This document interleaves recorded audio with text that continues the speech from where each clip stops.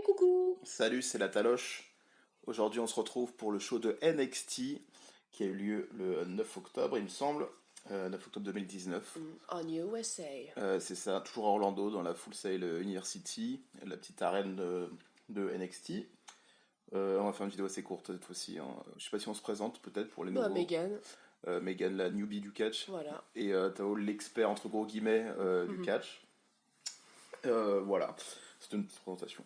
On commence directement le show avec le match pour le titre NXT Cruiserweight, donc les poids légers, pour le titre poids léger, que Drew Gulak défendait contre Lio Rush, qui a gagné son opportunité il y a 2 semaines, il me semble. C'est ça, c'était il y a 2 semaines. De quoi? Lio Rush, quand il a gagné contre Neil Orkan. Oui, je crois que c'était il y a 2 semaines. Ouais. Voilà, donc il a gagné son opportunité et il a aussi gagné ce match. Donc on a un nouveau champion poids léger en la personne de Lio Rush, qui faisait son retour quand il a eu son match pour l'opportunité pour être champion, pour être challenger, pardon. Ouais. Et là il gagne contre Lio Rush, un match assez rapide, ça doit durer 10 minutes. Ouais, mais très très bon match. Très très bon match, ça va vite, de toute façon ça commence très très vite. Déjà avec Lio Rush qui prend l'avantage assez rapidement, et il se fait calmer après par Drew Gulak. Match que j'ai beaucoup apprécié. Ouais, moi aussi. Je pense que c'est suffisant ce genre de match pour les poids légers. Il n'y a pas besoin non plus de mettre des matchs de 20 minutes pour ce genre de choses là. Ça va vite, on perd pas de temps. C'est le but. Voilà. Je crois, j'ai l'impression en tout cas. En plus, c'est le catch de Lio Rush et je trouvais que c'était fluide et dynamique. Très bien. Bah, moi j'ai beaucoup apprécié ce match aussi, effectivement, et je suis content que Lio Rush soit le nouveau champion. Ça va redynamiser un petit peu le titre. Oui. On va voir comment ça va se dérouler pour les prochains challengers et choses comme ça, mais ça peut être super cool. Voilà. Ensuite, il y a Drew Gulak il y a William Regal pardon, qui vient sur le ring pour mettre la ceinture à Lio Rush, qui le félicite, tout ça. Qui l'enlève à peu près 2 secondes après. Ouais, c'est ça. Non, c'est Drew Gulak qui arrive pour dire non, c'est mon oui, titre. c'est vrai, ouais. Et finalement, il lui redonne en mode c'est bon, t'as gagné, tu l'as mérité. Moi, j'aime voilà. pas ce genre de truc, voilà, je le dis. Ouais. Ça Moi, m'a j'aime saoulé. Le truc, c'est qu'il y en a tout le temps, c'est chiant, voilà, c'est des petits. Bref. Ouais, ça m'a un peu saoulé, bref. Moi j'aime bien, ça me dérange pas, ça fait vraiment le mec qui accepte sa défaite et qui va pour la suite, voilà. Je sais pas où Drew Gulak va aller pour la suite, mais ça peut être intéressant aussi s'il va dans d'autres titres ou dans d'autres choses comme ça, mais voilà. Donc du coup finalement c'est Lio Rush qui récupère la ceinture et il célèbre avec la foule, tout le monde est content. Et c'est très cool, ouais. Et puis il est plus humble qu'il y a 2 semaines aussi, je trouve. Il a un visage plus doux, plus apaisé. Très bien. On a une promo de Finn Balor à NXT, tout ce qu'il a fait. C'est une promo qui vend bien Finn Balor, hein. Là on voit que d'un seul coup c'est une superstar qui est vraiment au-dessus de tout le reste et ça fait très plaisir. On apprend aussi que Tegan Nox va faire son retour la semaine prochaine, celle qui fait des trucs bizarres avec ses doigts et avec ses genoux, et on n'a plus voilà, donc je vais voir ce que ça donne. Toi aussi je pense que tu vas voir ce que ça donne, mais bon j'ai pas vraiment d'attente sur ça. J'avoue que Tegan Nox voilà. Ensuite, c'est le match de Rhea Ripley contre Aliyah. Oui. Un match très rapide, un squash comme on appelle ça. Rhea Ripley qui gagne avec une soumission. C'est sa prise de soumission qu'elle a portée très, très fort pour faire soumettre Aliyah. Le match est très rapide, c'est super cool. Puis on n'est pas mécontent que ça se finisse vite, clairement. Bah, c'est Aliyah, de toute façon, ça n'a pas le même niveau. Mais la différence de gabarit se faisait ressentir et c'était très sympa. La prise de soumission, elle était incroyable pour le coup parce qu'elle la portait de tout son corps. Ouais. Et donc du coup c'était assez cool.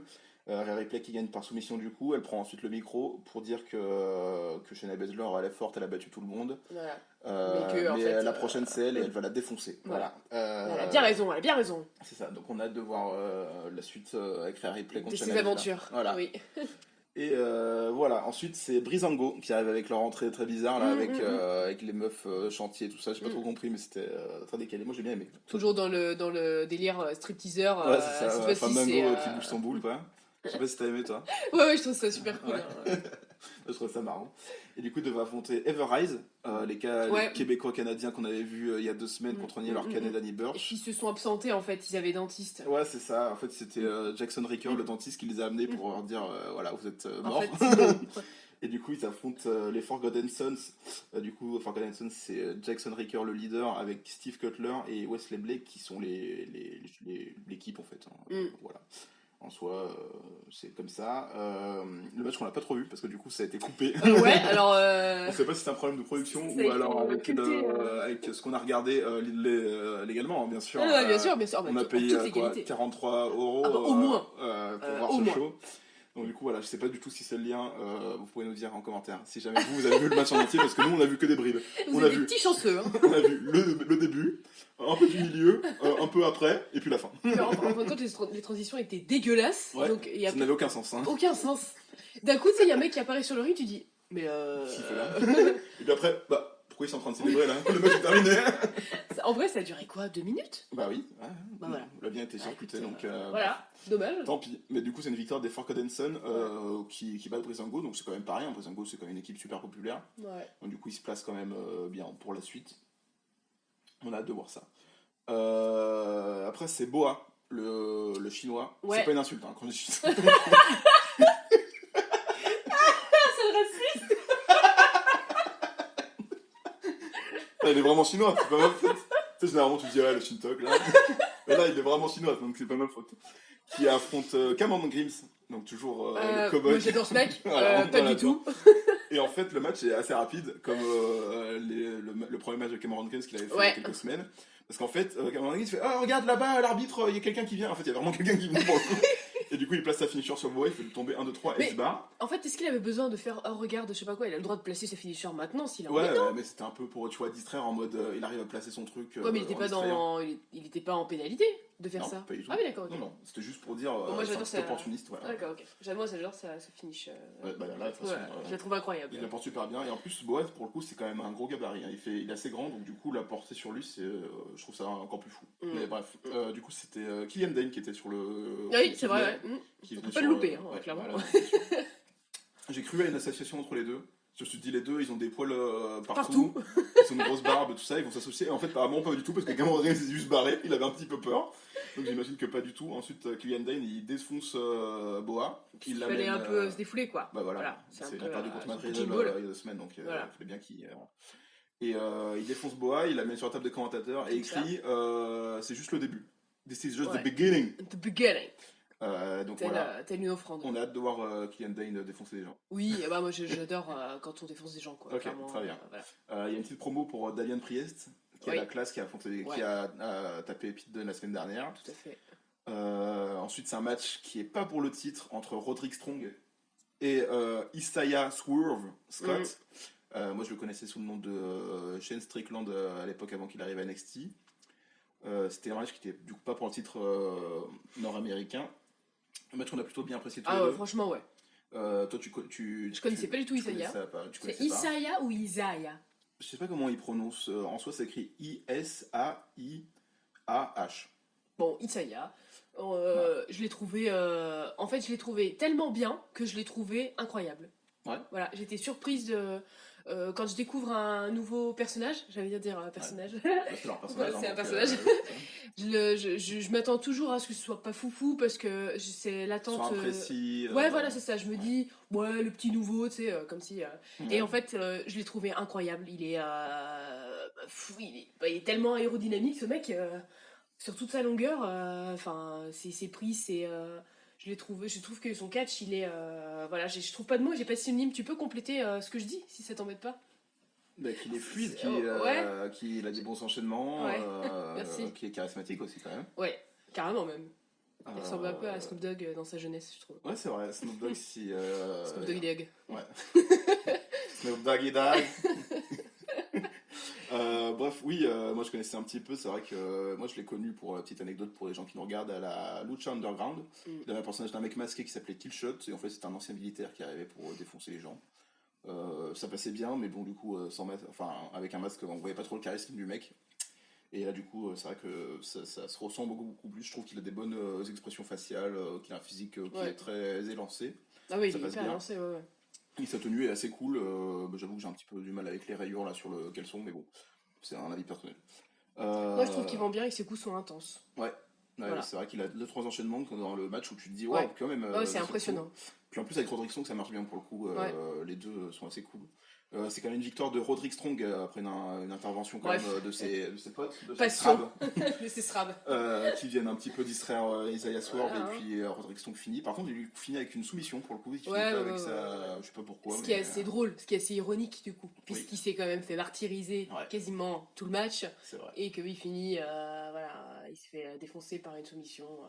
Je trouve ça assez drôle, mais bon, bref, c'est l'ironie du sort. Très bien. Le groupe gagne toujours. Oui, mais c'est ça. C'est, le groupe des militants surtout. Ensuite, du coup, vu qu'il y avait ses potes qui étaient là, Adam Cole il prend le micro, parce que c'est quand même le leader, le champion du monde. Du coup, il prend le micro et il dit la semaine dernière, il y a Finn Balor, il y a Tommaso Ciampa qui sont venus me casser les couilles. Moi, je suis là, je suis le champion, les gens ils s'en battent les couilles, moi j'ai des rêves aussi. Et là, il y a Velvet Dream qui arrive. T'as parlé de rêve, mon pote? C'est moi. Ah ouais. Il claque des doigts et c'était les portes. Les deux de côté de l'arène. C'était trop bien d'ailleurs, je mets juste une parenthèse, mais d'avoir son visage en apparition comme ça, en énorme, avec. J'adore. Voilà. Très bien. Du coup, oui, c'est Velvet Dream qui est sur le balcon, là, le sorte de balcon au-dessus des commentateurs, qui fait une petite promo pour dire qu'il seul pour une fois, il est tout seul. Oui, il est tout seul, généralement assez accompagné, mais là. Là, il n'y a pas d'homme ou de femme qui l'accompagne, il est tout seul. Et il tease un peu son match de la semaine prochaine contre Roderick Strong pour le titre nord-américain. Il se moque un petit peu de lui, il montre la photo de Roderick Strong sur son canapé, avec la ceinture autour des hanches tout nu là. Tu sais, le canapé du salon bleu foncé. Le canapé dégueulasse. En fait, ça tu le sais pas du coup, mais c'est une référence à Shawn Michaels dans les années 90, qui était un petit peu un champion vantard un peu beau gosse, qui avait fait une photo aussi comme ça, c'était en couverture de magazine. C'était le mec avec les cheveux très longs? Oui, qui a plus de cheveux maintenant. Le oui, c'est bon, je vois. Comme oui, ça. Je vois, tout à fait. Voilà. Okay. Je passe une dédicace à tous les gens qui aiment Shawn Michaels. Voilà. Du coup, c'était une petite référence pour lui. Et les titres, il se moque parce que du coup, la photo est un peu dégueulasse quand même. Bien sûr. Et puis il lui dit là, t'as la ceinture autour des hanches, mais quand j'ai piqué la ceinture, t'auras plus rien du tout. Voilà, et là, hop, le petit Photoshop. Et en fait, ça met un petit censure sur un tout petit zizi, comme s'il avait rien du tout. Je trouvais ça super marrant pour le coup. Et du coup, ça énerve Roderick Strong, parce qu'il n'y a aucun homme qui aime bien qu'on lui insulte sur la taille de son sexe. Mais attention, on rappelle, la taille n'a absolument aucune importance. C'est ça. Voilà. Apparemment. C'est tout ce qu'on va dire. C'est ce qu'ils disent, mais après, je suis pas sûr. C'est très important de le savoir. Bref, du coup, voilà. Et là, il y a Tommaso Ciampa, aucun rapport avec la taille du pénis, parce que lui, tout ce qu'il veut, c'est sa ceinture. Tout à fait. Goldie, et il arrive comme ça, et il regarde que Goldie, et en fait, ça fait peur à Undisputed Era, du coup, il se barre. Et d'ailleurs, c'est à se demander s'il sait exactement contre qui il va se battre, en fait. Pas du tout. Il a pas vu cette équipe champion actuellement. Il a juste vu la ceinture, il a fait juste sa front, tu peux quitter. Et il lui dit, Goldie... That is home. Voilà. Donc voilà, et puis il y a un chant du coup du public. That is home. That is home. Je trouvais ça trop marrant. Vraiment, Tommaso Ciampa, c'est vraiment un level de charisme au-dessus, quoi. Il aurait dit, j'aime le couscous, il aurait fait, voilà. Le couscous. La merguez. Un truc comme ça. Bref, du coup, voilà, c'est la fin de ce segment. Ensuite, c'est Dakota Kai contre Bianca Belair. Ouais. Match qu'on n'a pas trouvé foufou. À cause de Dakota Kai, en fait. Ouais, pour le coup, Dakota Kai, c'était la semaine dernière qu'on l'a vu, ou il y a 2 semaines, je sais plus. Tu l'avais bien aimé avec sa tenue blanche, la toute blanche. Ouais, c'est vrai. C'était un match assez court pour le coup à l'époque, donc c'est vrai qu'on ne voyait pas trop. Mais là, ça manquait d'intensité. Ouais, tout à fait. Elle avait l'air d'être un peu fatiguée ou toute molle ou je sais pas trop. Elle vend normalement sans être voilà. Mais par contre, c'est vrai que ça manquait vraiment d'intensité. Mais surtout que maintenant, en fait, c'est qu'elle met ses coups de pied en avant. Et pour le coup, en fait, ses coups de pied manquent grave d'intensité dans ce match. Donc du coup, tu te dis, bof. Donc voilà, Bianca Belair, moi j'adore. Elle a un charisme, je trouve, incroyable. Et ça passe très bien. Elle a du flow. Elle est assez complète sur un ring. Elle fait des moments où elle porte Dakota Kai très facilement. Elle fait un petit peu de voltige par-ci par-là. Elle tape fort, donc ça passe très bien. Elle est vraiment dans son personnage en plus. Là, par exemple, bon, c'est ça le kitsch, hein, mais ses fringues étaient super cool. Copyright. Ses fringues étaient super cool. Je trouve que ça lui va super bien. Et je trouve que ça apporte un max de charisme au personnage, quoi. Quand on gère bien son visuel et ça c'est très important. Mais son attirance, qu'est-ce que je raconte? Son attirance. Elle gère bien son attirance. Je sais pas, son quoi? Son charisme, son charisme, non, bon bref, ses vêtements quoi, ses fringues, son... Mais je pense qu'on fera une petite critique dans tous les shows, c'est ça le kitsch, où on défartira l'aspect physique. Ça me va, carrément. Ça peut être cool. Tout à fait. C'est un copyright, hein, c'est ça le kitsch. Ah non, ça inspire personne. Voilà, du coup, Bianca Belair qui gagne avec sa finisher que j'ai trouvé très cool. C'est quoi? C'est quand elle le porte sur le dos qu'elle la balance comme ça là. Oui. Moi j'aime toujours cette finisher, elle est assez cool, donc voilà. Ensuite elle prend le micro et elle dit ouais, tout à l'heure elle replay, elle a dit qu'elle a défendu Shayna Baszler, mais s'il y en a une qui doit battre Shayna Baszler, c'est bien moi. Donc voilà. Donc je sais pas trop ce que ça tease, sans doute à 3 pour le titre. Ouais. Un truc à 3 pour le titre. Ouais. De catch, hein, je parle de catch. Voilà. Ça peut être assez cool. Bianca Belair, du coup, moi j'ai vu sa réalité avec Shayna Baszler il y a quelques mois, où elle a perdu tous ses affrontements. Donc c'est vrai que la foule était pas non plus ouf. Ils se disaient, bon, bah t'as déjà perdu Rivalité, donc voilà. D'ailleurs, c'est vrai qu'ils sont pas trop réagis, ça a foutu un petit peu le malaise. Ouais. Donc bon, tant pis, mais à voir. Ça peut être super cool parce que là, il y a vraiment une différence de gabarit, enfin de style même pour les trois meufs. Puis il y a une histoire. Et ça peut être très cool. Voilà, on arrive directement au main event du show, le dernier match. C'est un match qui n'est pas pour le titre de Walter, c'est Kushida contre Walter. Un match qu'on a beaucoup apprécié tous les deux. Enfin, moi j'ai plutôt bien apprécié. Le match est super intense et pour le coup, là je vais faire un comparatif parce qu'on va pas faire la vidéo AEW contre NXT parce que pour le coup on n'a pas grand chose à dire pour cette semaine-là. Mais sa position elle m'a fait penser à Nyla Rose contre Rio de la semaine dernière à la AEW. Au niveau des gabarits. C'est ça, au niveau des gabarits. Et pour le coup, là c'était plutôt bien géré, c'était même très bien géré. Walter c'est un poids lourd donc du coup il domine le match sauf que physiquement il se fatigue plus vite et Kushida il virevole dans tous les sens et il arrive à prendre l'avantage comme ça et c'est son rôle dans ce match quoi. Et autant, autant chez les filles du coup en comparaison je trouvais que c'était vraiment moins intense quoi.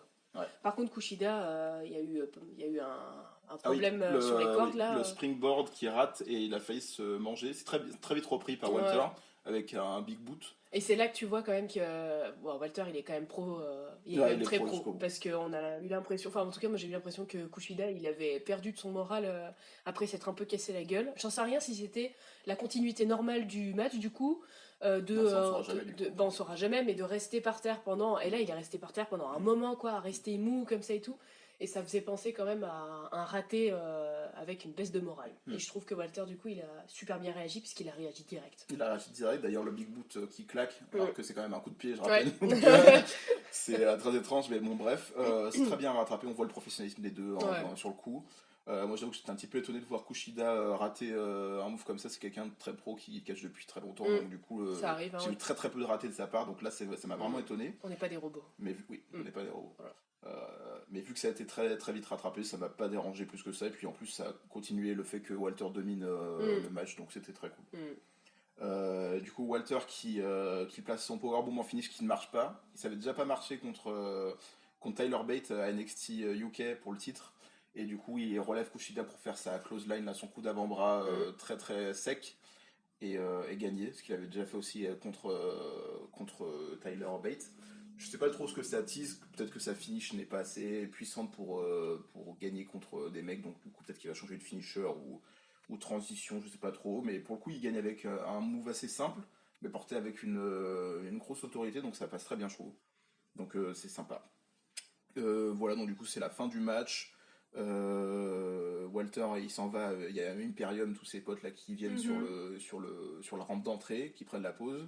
Walter va les rejoindre et du coup il y a une petite conclusion de show avec les commentateurs pardon, et l'intervieweuse Katie Kelly qui nous disent ce qui va se passer la semaine prochaine parce que du coup il faut forcément teaser ce qui va se passer la semaine prochaine, on est quand même toujours en guerre. Évidemment. Donc il faut quand même que les gens viennent voir notre show. Donc du coup, la semaine prochaine, il y aura Dijakovic contre Lee. Ce sera le 4e match. Il y a eu un match nul, un match gagné par Dijakovic, un match gagné par Lee. Donc du coup, ce sera la belle. J'adore Kisly. T'adores Kisly On en parlera la semaine prochaine sans doute. On va voir s'il va gagner, j'espère pour lui. On aura aussi un Damian Priest contre Pete Dunne. Je pensais pas le voir ce match aussitôt, mais du coup, on va déjà le voir la semaine prochaine. Ça va être cool, je pense. Cool, ouais. Et on a le retour de Tommaso Ciampa sur un ring qui va affronter Angelo Garza. D'ailleurs, je vais pas le préciser, mais il y avait une petite promo où Tommaso Ciampa allait se faire interviewer. Angelo Garza, il a arrêté en mode ouais, qu'est-ce que tu racontes? Et moi, le mec, tu vas quoi de soucis. Il se prend un coup d'avant-bras assez sec qui tombe pas directement par terre. Katie Kelly dit qu'est-ce que vous voulez dire, Tommaso Ciampa? Il fait je me rappelle plus. J'ai pas d'idée. J'ai pas d'idée. Voilà, I have no idea, il dit. Je trouvais ça assez marrant et le public a rigolé de fou, c'était très bien. Voilà, donc du coup, ce sera le programme des 3 matchs pour la semaine prochaine. Et dans 2 semaines aussi, on utilise un match. Dans 2 semaines, ce sera du coup Roderick Strong contre Velvet Dream pour le titre NXT nord-américain. Voilà, c'était notre avis sur le show. Je pense qu'on a fait le tour de la question. Du truc. Moi, j'ai hâte de voir la semaine prochaine. Je sais pas si on va regarder AEW la semaine prochaine, ça nous a un peu saoulé ce show-là. Si on a la foi, ce serait dommage de pas le faire maintenant. Ouais, bon.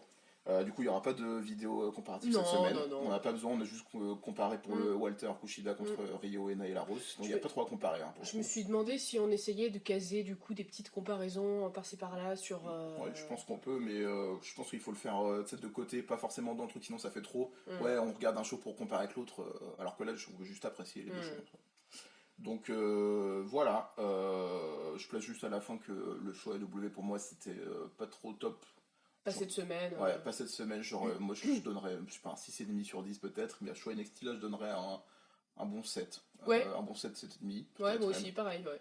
Parce qu'en fait il y a toujours une certaine continuité, le rythme est super bien foutu à NXT, donc ça fait toujours plaisir de regarder le show en fait. Voilà. T'as rien d'autre à dire? Non, pas du tout. Non, très bien. Bah, on va conclure sur ça. N'hésitez pas à vous abonner, à partager la vidéo, à mettre des commentaires toujours, c'est super important d'avoir Ouais. votre avis Puis et de merci débattre. d'avoir écouté surtout. Merci d'avoir écouté jusqu'ici. Et à une prochaine fois, bien sûr. Allez, bisous!